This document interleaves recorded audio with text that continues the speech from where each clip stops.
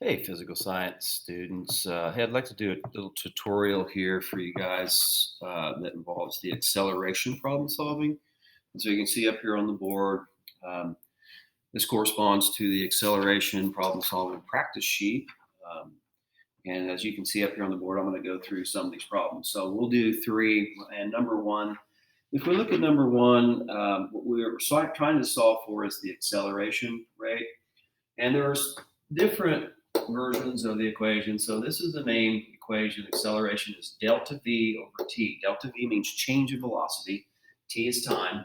And then delta V here, if we wanted to solve for velocity, then we would rearrange the equation. Now there's one other equation here, and that would be for time, and that would be the delta V over the acceleration. So those are the three versions of the acceleration problem solving. Now, let's look at problem number one. What's given in the problem is that this golf ball reaches a speed of 5 meters per second from rest. So when we look at that, we're looking for the acceleration rate of that. So we use this equation, and delta v would be the final velocity, 5 meters per second, minus the initial velocity of 0 meters per second. So that's kind of how that's done. Um, Time is 3 seconds. And if we do the math here, we basically 5 divided by 3 is around to 1.7 meters per second. Now that should say meters per second is really what that means. But to abbreviate that meters per second, we use meters per second squared. So that's whenever you see that unit, meters per second squared, that's an acceleration unit. That's literally meaning meters per second per second. It just means the speed is increasing by that rate every second. Okay, so let's move on to problem number two. In problem number two, we have a baseball pitcher, and he accelerates his pitch up to 20, or at a rate of 20 meters per second squared over 3 seconds time.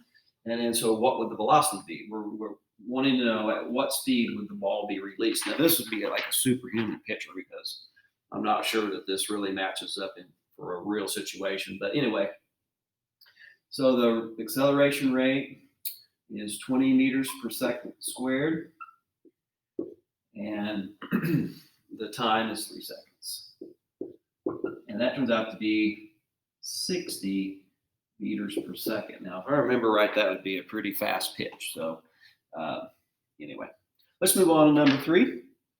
And that is, in this case, the bowler, we're wanting to know how long would it take the bowler to reach an acceleration using an acceleration of 10 meters per second squared and reach a speed of 20 meters per second as the ball is released. So to solve for that time value, then we're going to take the change in velocity, which would be the final velocity of 20 meters per second minus the initial velocity, divided by the acceleration rate, which is 10 meters per second squared, and 20 divided by 10 is 2. So the time it would take to do that would be 2 seconds. So what I wanted to do is just kind of show you guys that this is kind of how these problems are done.